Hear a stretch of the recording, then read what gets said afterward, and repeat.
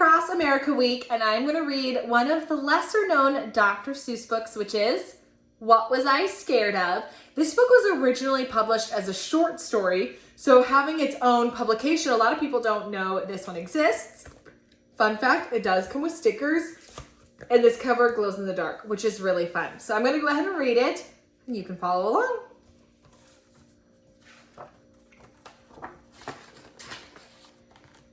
Well, I was walking in the night, and I saw nothing scary, for I had never been afraid of anything, not very. Then I was deep within the woods when suddenly I spied them.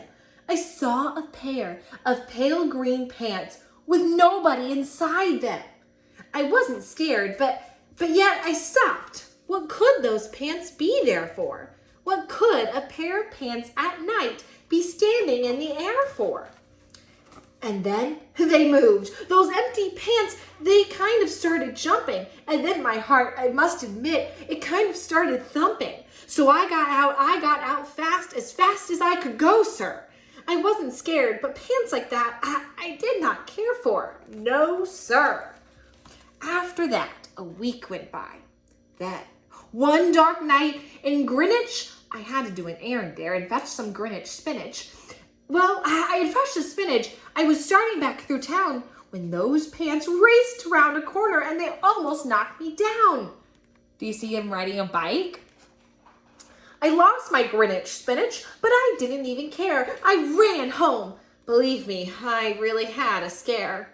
Now, bicycles were never made for pale green pants to ride them, especially spooky pale green pants with nobody inside them. And the next night, I was fishing for doubt trout on Rover River when those pants came rowing toward me. Well, I started to shiver. And by now, I was so frightened that I'll tell you, but I hate to. I screamed and rode away and lost my hook and line and bait too. I ran and found a brickle bush. I hid myself away. I got prickles in my britches, but I stayed there anyway. I stayed all night, the next night too. I'd be there still, no doubt, but I had to do an errand, so the next night I went out. I had to do an errand, had to pick a peck of snide in a dark and gloomy snide field that was almost 9 miles wide. Do you see that large field? I said, I do not fear those pants with nobody inside them. I said and said and said those words. I said them, but I lied them. Then I reached inside a snide bush, and the next thing I knew, I felt my hand touch someone. And I'll bet that you know who. What do you think he touched?